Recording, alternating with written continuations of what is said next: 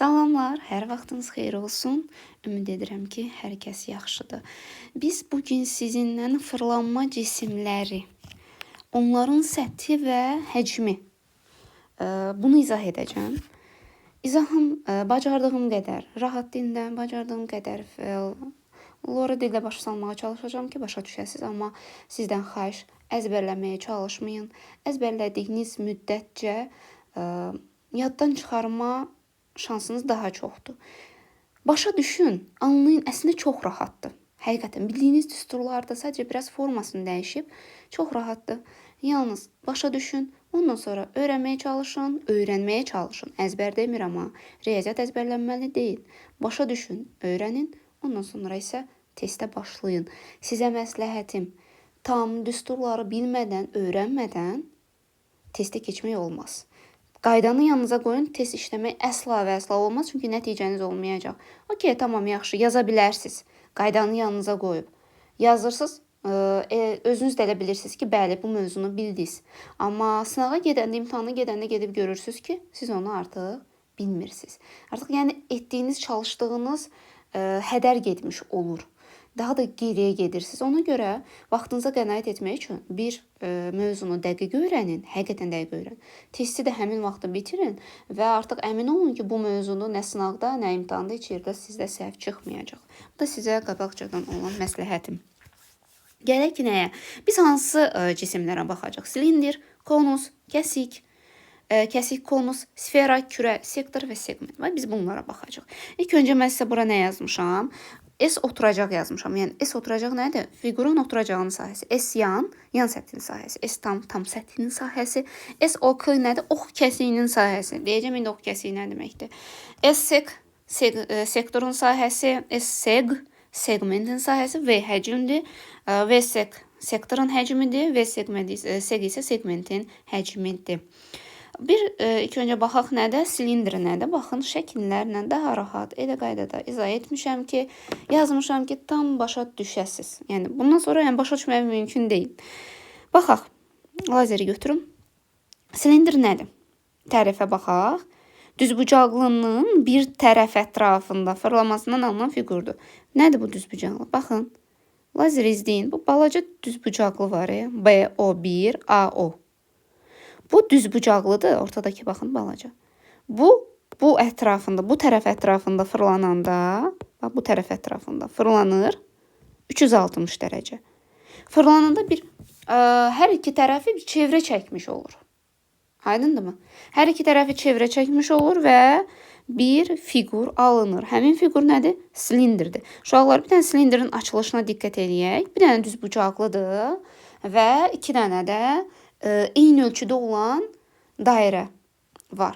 Biz silindrə uyğun olaraq stəkan götürə bilərik. Görürsünüz, hər iki tərəfi dairədir və uzun bir, belə deyək də, yanı var, yan səthi var, düzdürmü? Biz nə edə bilərik? Düzbucaqlı götürürük. İki eyni ölçülü olan, eyni ölçülü və eyni uzunluqda olan çevrə götürürük və onları birləşdirəndə bir silindr ala bilirik. Aydındırmı? Açılışı budur, diqqətlə baxın.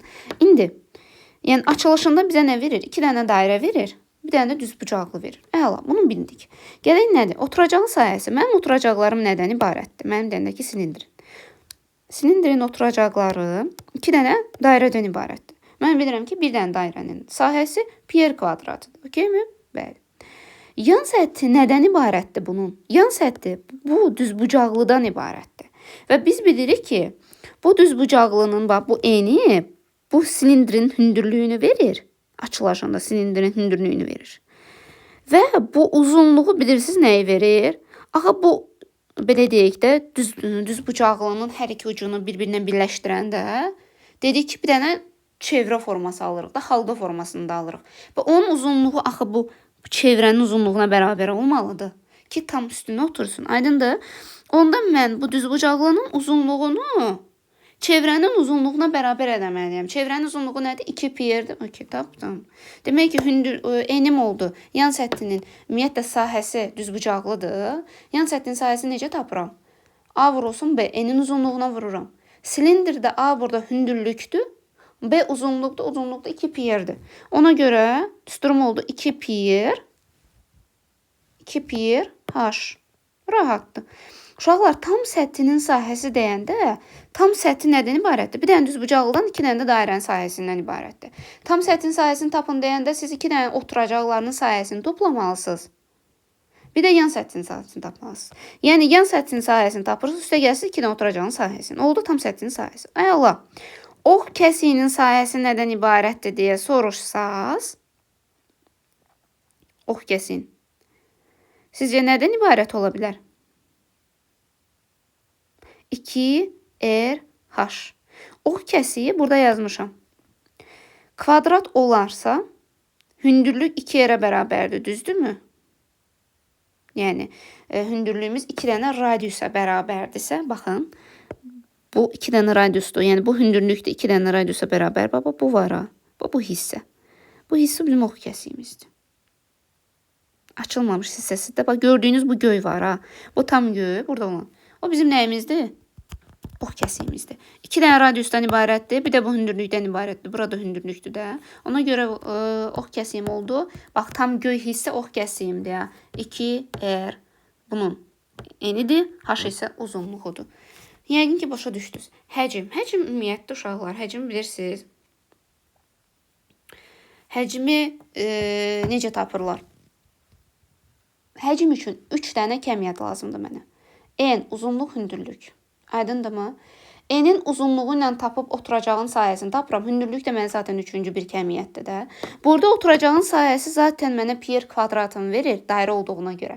Aydındır? Ümumiyyətlə, başqa bir fiqur olsun bunun oturacağı, yəni onun sahəsi tapılmalıdır.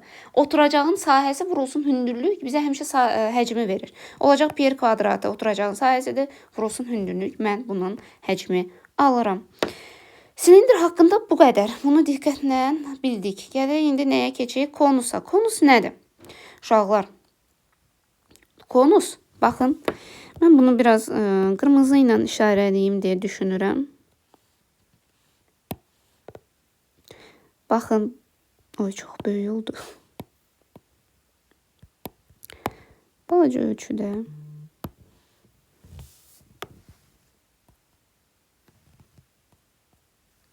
Baxaq, bu var ha. Bu düzbucaqlı üçbucaqdır, düzdür? Bu düzbucaqlı üçbucaq dayandığı yerdə fırlanır. Hansı ox ətrafında fırlanır? Baxın, bu ox ətrafında fırlanır və aşağısı bir çevrə çizir. Yan tərəfi də belə bir fiqur alınır. Bu fiqur artıq oldu konus. Aydındır mı? Bu oldu konus. Təbii ki, konusun bu yan tərəfləri, bu L, buna deyirəm, doğuran hündürlük var. Konusun təbii ki, oturacağı da dairədən ibarətdir. Dairənin də radiusu olur təbii ki. Oturacağın sayəsi pi r kvadratıdır. Yan səthi nədən ibarətdir uşaqlar? Yan səthinin sahəsi pi r vurulsun r olacaq. Tam səthin sahəsi isə yan səthin sahəsi vurulsun oturacağın sahəsi. Həmişə istənilən bir fiqurun sizə tam səthini desə, siz onu neyəcəksiniz? Bütün hamısının hissələrini toplayacaqsınız sahələr. Bu da birinci hissəsi dairədir, ikinci hissəsi yan səthidir. Onu da tapacaqsınız. S yan üstə gəl, S oturacaq. Ox kəsiyi burada nədir? Üçbucaqdır. Üçbucağı nədir? R vurulsun H bunun nəyidir? Sahəsidir. Həcmi isə 1/3 pi r kvadratı H düsturu ilə tapılır. Ox kəsiyi bərabər tərəfli üçbucaq olarsa, baxın, əgər bərabər tərəflidirsə, yəni L'lər bütün tərəfləri yəni bərabərdirsə, onda L 2 bərabərdirsə, beta bucağı nəyə bərabər olacaq? R vur 360 bölünsün L. Buna aid də bir dənə misal var. Все. Bunu bildik. Kəsik konus nədir? Kəsik konus bildiyiniz bu vedrəyə oxşuyur. Belki ağız aşağı bir vedrədir. Əslində bu konusdur. Prosta kəsiblər. Kəsdiyi nöqtədə bir dənə balaca bir dairə yapışdırıblar oturacaq kimi. Bir növ trapesiyaya bənzəyir ox kəsiyi. Ox kəsiyi trapesiyaya bənzəyir. Və düşünün ki, bir kəsik konus vedrədir. Kəsik konus nədir? Tərifi. Düzbucaqlı trapesiyadır. Görürsünüzmü?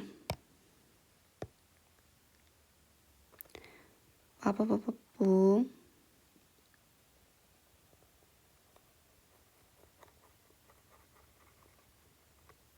Düzbucaqlı trapez. Bu düzbucaqlı trapeziyanın yan tərəf ətrafında fırlanmasından alınan fiqur, bu tərəf ətrafında fırlanmasından alınan fiqur kəsik konus adlanır. Bunun üstündə sinim ki, çünki paylaşılacaq. Belə. Onda yan səthin sahəsi nəyə bərabər oldu? Sizcə pi vurulsun, kiçik r, yəni böyük r oturacaq böyük radiusdur. Belə deyək də, böyük oturacağın radiusu böyük yerdən, kiçik oturacağın radiusu kiçik yerdəndir. Pi vur r plus kiçik r vurulsun l. Bu da yəni doğru. Tam səthin sahəsi nə olur? Yan səthin sahəsi nədir? Pi vurulsun r plus r vur l. Oturacaqların sayəsi nədir? 2 dənə oturacaq var da. Kiçik oturacaq, kiçik dairə, bir də böyük dairə. O da pi-ni mötərizə xaricinə çıxarıb r kvadrat üstə gəl, kiçik r. Belə, ox kəsikdə oldu r plus böyük r üstə gəl, kiçik r vurulsun hündürlük. Həcmi isə 1/3 pi vurulsun r kvadratı üstə gəl, r vur, r üstə gəl, r kvadratı vurulsun h düsturu ilə tapılır. Kəsik konusunun açılışı baxın belədir. Gəlirik nəyə? Sfera və kürə. Sfera nədir? Sfera yarım çevrənin diametr ətrafında fırlanmasından alınan bir fiqurdur. Sferanın sahəsi s bərabərdir 4 pi r kvadratıdır. Həcmi, kürənin həcmini yazmışam. Bu önəmlidir. Bundan da sual düşür. 3/4 pi r kubudur. Aydındırmı? İnce aydındır. Əgər uşaqlar sizə məsələn bunu verəcək bizə və kürəni verəcək, böyük radius, kiçik radiusu verəcək və deyəcək ki, bu məsafəni, x məsafəni tapın. Ümumiyyətlə, burada da Pifagordan istifadə edəcək. Aydındırmı? R kvadratı bərabərdir x kvadrat üstəgə kiçik r kvadratı. Sektor segment nədir? Uşaqlar, baxın, bu mavi rəngdə rənglədiyim segment adlanır. Vətərin ayırdığı bir hissədə, yəni baxaq da, dairə segmentinin onun vətərinə perpendikulyar olan diametr ətrafında, fırlanmasından alınan cismə kürənin segmenti deyilir. Dairə sektorunun radiusları, baxın, radiuslarından birindən keçən ox ətrafında fırlanmasından alınan hissə onun sektoru adlanır. Segmentin sahəsi 2 pi rh, segmentin həcmi 1/3 pi h kvadratı vur 3 böyük r çıx h. Segmentin sahəsi pi böyük r kiçik r üstə gəl 2 pi rh. O da belə. Həcmi nə deyək? Segmentin həcmi oldu 3/2 pi r kvadratı h. Bunlar çox düşmür, amma buraxılışa ən çox düşən bilirsiniz silindr və konusdur. O da ki, rahat üsulu düşəcək, narahat olmayın bu barədə. Belə, fırlanma cisimləri haqqında getdi. Bunu tam bitirdik. Çoxüzlülər və onların səthi və həcmindən danışacaq. Burada artıq prizma, düzbucaqlı paralelipiped, kub, piramida, düzgün tetraeder, kəsik piramida, düzgün çoxüzlülər, bunlar haqqında danışacaq. Burada qarşınızda çıxan kəmiyyətlər olacaq. P oturacaq nədir? Oturacağın perimetri. S per kəs, yəni perpendikulyar kəsiyin sahəsi. P per kəs, yəni perpendikulyar kəsiyin perimetri. L apofem, D diagonal, V də həcm olacaq. Prizma nədir ümumiyyətlə? Şəkillərin sizə burada açıq aydın şəkildə göstərmək istəmişəm. Prizma nədir? İki üzü bərabər və uyğun tərəfləri paralel çoxbucaqlı, qalan üzləri paraleloqram olan çoxüzlüyə prizma deyilir. Görürsünüz ki, oturacaqları nədir? İki üzü bərabərdir. Qalan tərəfləri isə paraleloqram olan çoxüzlüdür. Yəni görürsünüz, çox üzlü var. Buna prizma deyilir. İndi n bucaqlı prizma. İndi bilmirik axı 5 bucaqlı prizmadır, 6 bucaqlıdır, 7 bucaqlıdır və s. ola bilər. Müxtəlif bucaqlar ola bilər. Düsturlar var.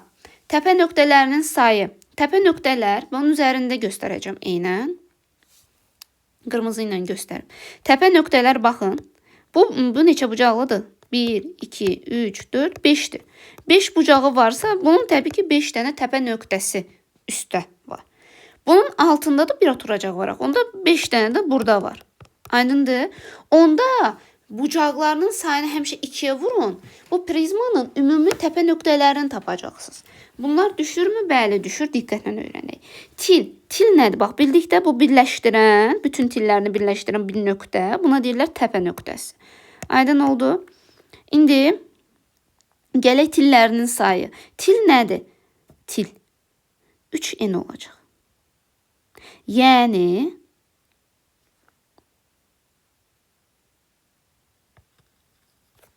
bu tərəflər bunun tilləri adlanır.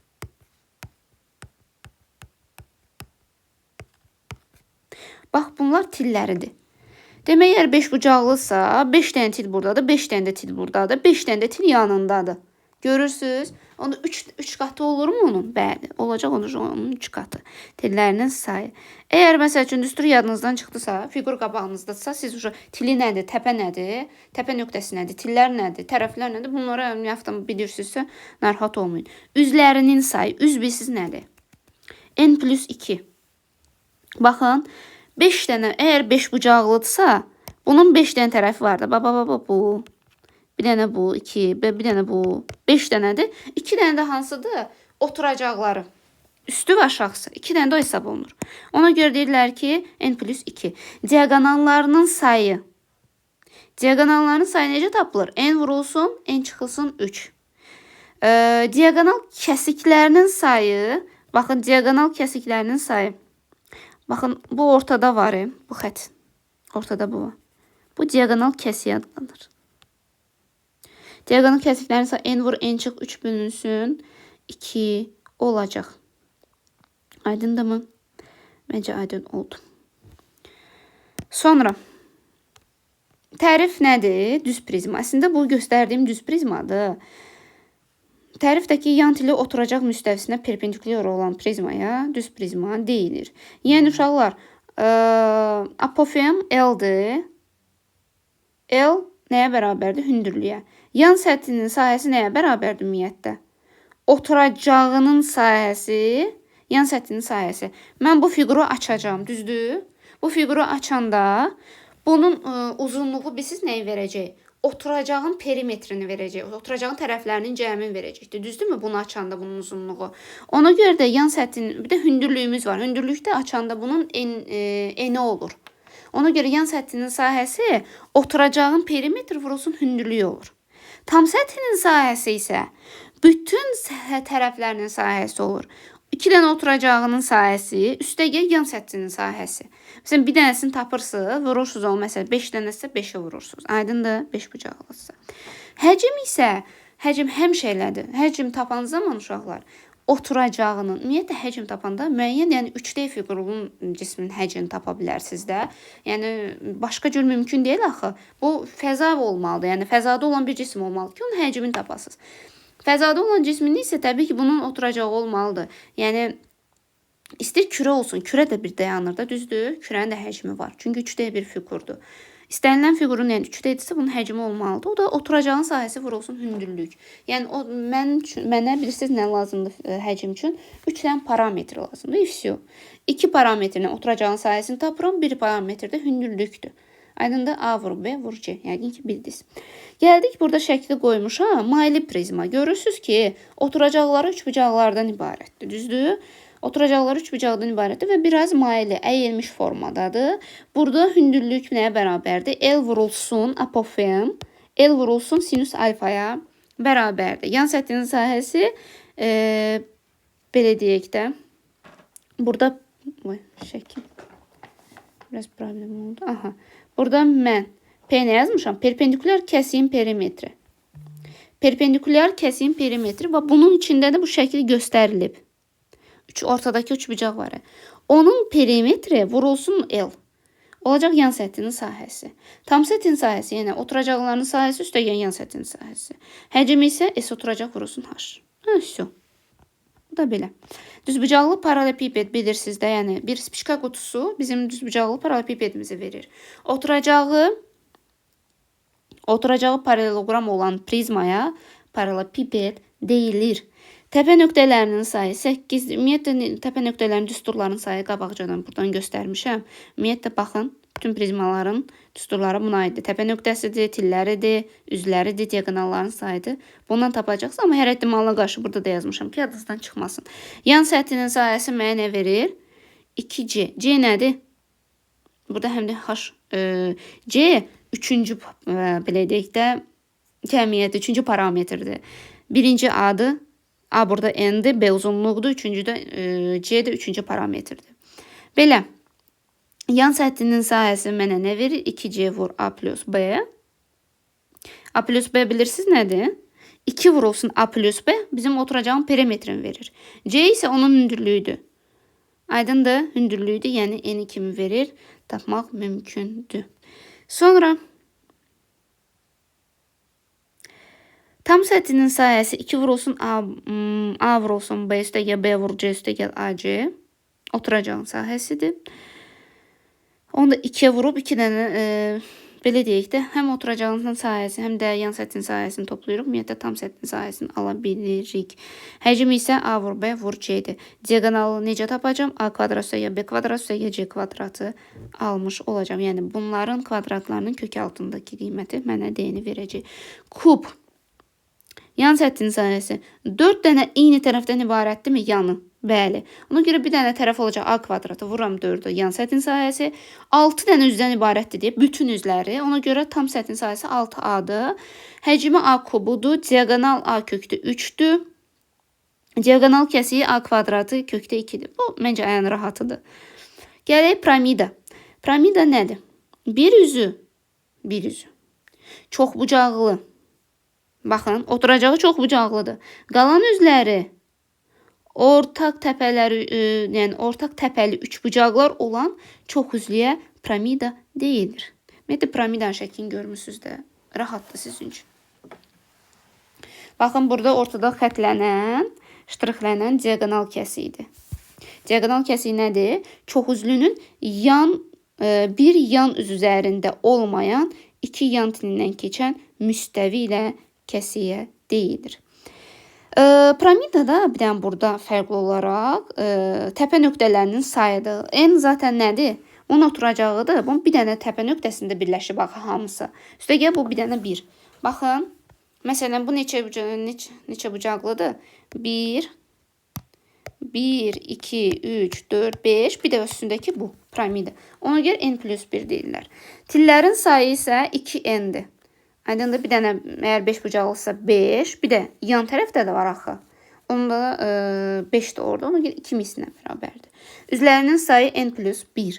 Niyə? 5 bucaqlıdır, 5 dənə yanı var, bir dənə də oturacağı N plus 1.